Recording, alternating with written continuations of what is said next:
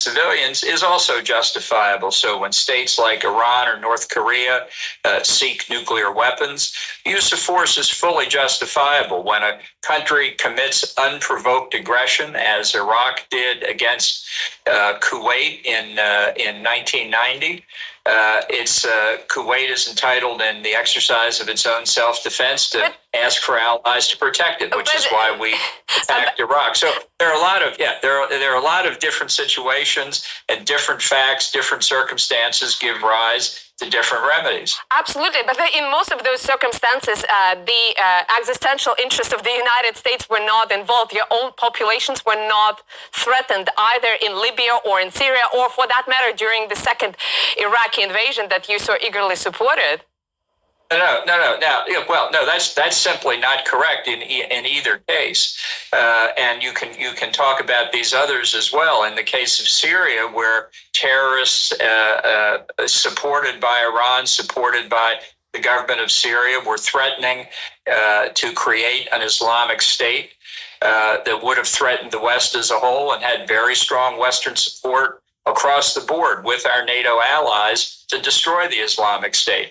Nobody can argue, nobody in their right mind can argue that Ukraine posed any threat to Russia, none whatsoever. Well, we will talk more about that. That's certainly the case that Russia is trying to advance. And Russia has sounded its deep displeasure with NATO's moving formally and informally towards its borders for quite some time, including when you were in office. You visited Moscow as President Trump's national security advisor. You shook hands with Vladimir Putin. I remember, I think it was in summer of 2018, you even talked about the value of communication between leaders in the most difficult of times.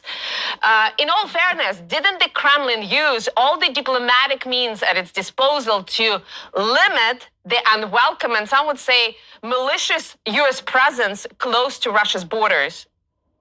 There's simply no truth to what you're saying. NATO didn't move toward Russia's borders just for the benefit of people in Russia who may not hear this.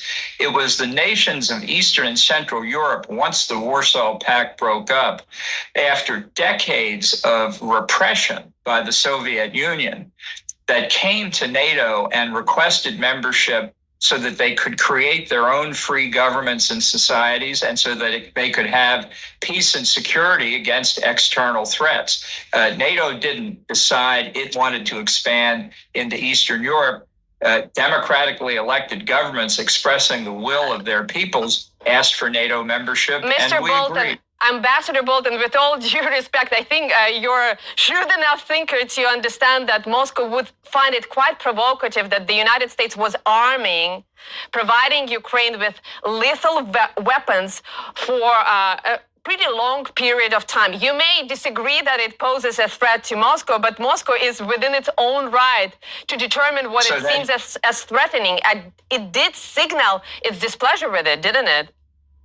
So you believe Moscow would be perfectly within its rights to attack Estonia, Latvia, and Lithuania right now? Absolutely not, because I don't think Latvia, Estonia are big enough countries to pose a security threat to Russia. Ukraine, a very large European country, would be. And given that President Zelensky recently raised a specter of a nuclear confrontation, of reestablishing its nuclear expertise, you think the Russians should have missed that comment at the Munich Security Conference?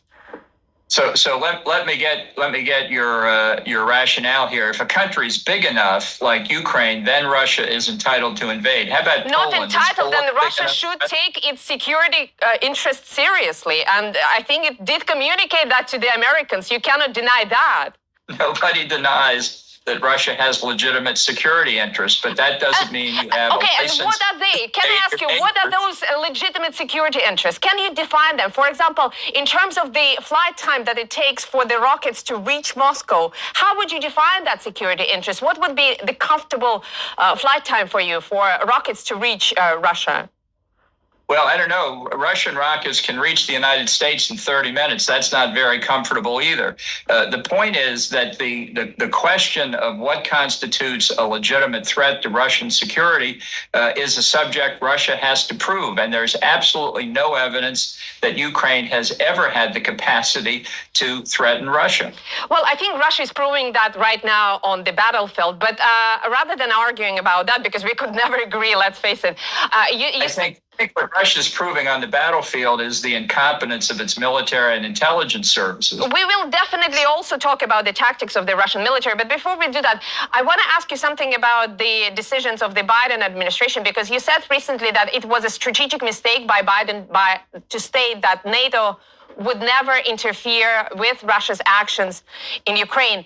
What about America's presence in Ukraine? I mean, armaments, security advisors, and those empty promises to Ukraine, to Kiev, with regards to its membership prospects, especially when we consider, a very limited desire on the part of the West to come to Ukraine's defenses. Do you think it was erroneous to make Ukraine believe that the West would come to its support?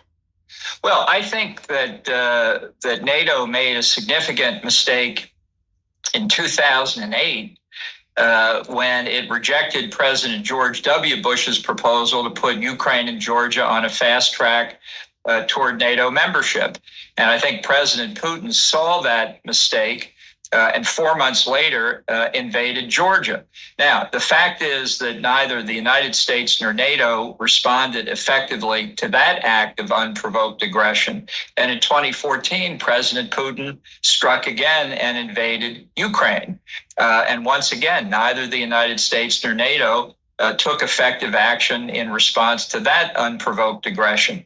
But the fact that these mistakes were made doesn't justify Russia taking another act of unprovoked aggression. What it says is that only when Russia is deterred adequately does it not act with military force. And that's why, in this case, making sure that Russia doesn't benefit from this act of aggression is very important. You mentioned that it was a mistake not to grant Ukraine and Georgia formal membership, but as it is viewed from the Kremlin, it doesn't really matter whether the membership is formal or informal. The fact of arming Ukraine, which the West has been doing very eagerly over the last couple of months and years, already constitutes security threat for Moscow, at least in the Kremlin's calculus. And I want to ask you something as a strategist rather than... This is purely a pretext on the Kremlin's part. What Ukraine was looking to do was make sure that it had adequate defensive capabilities. And does it have those adequate defense capabilities right now? Did that premise work out well? Does it have it now? Well, it's doing a lot better than the Kremlin expected, that's for sure. Well, that's not good enough. But let me ask you again. What would you like? Would you like Ukrainian troops marching into Russia, which, if the Russian forces continue to perform as poorly as they have so far? Well, Mr. Bolton, I would like for us to be grounded in reality. Realpolitik matters something in this world. And I do want... Russia's losing this war at this point. Russia has failed to achieve its objectives. We don't know exactly what Russia's casualties are, but I think there are going to be a lot of families in Russia missing their sons this coming year. Now, Ambassador Bolton, let me ask you something as a strategist rather than an ideologue. Whatever you think of Putin, I'm sure authorizing an operation like this was a huge moral and historical dilemma for him, because Russia indeed has a very special connection to Ukraine. I wonder if the boldness or the brazenness with which the West was militarizing Ukraine of late was in fact premised on the calculation that Russia would never ever use force against Ukraine. No, what you have in Ukraine is a government freely elected by its people, which you do not have in Russia. And the freely elected government in Ukraine looked for defensive capabilities, having seen what Russian arms achieved in 2014, seizing the Crimea, seizing territory in the Donbass. They wanted the ability to withstand that, to deter future Russian aggression. Now, anybody who believes that the quantity and quality of military assistance being provided to Ukraine gave them anything more than an enhanced defensive capability doesn't understand what was going on. It's simply incredible to argue that somehow a buttressed Ukrainian defensive capability was a threat to Russia. It absolutely was not. And I don't even think Vladimir Putin believes that. I think what he thinks he's doing is making good on what he said in 2005 about reversing the breakup of the Soviet Union. That was a hard thing for Russia, but history's a hard teacher. And failing to understand that that was basically an irrevocable breakup is what's causing this tragedy today. Well, Ambassador Bolton, we have to take a very short break right now, but we will be back in just a few moments. Stay tuned.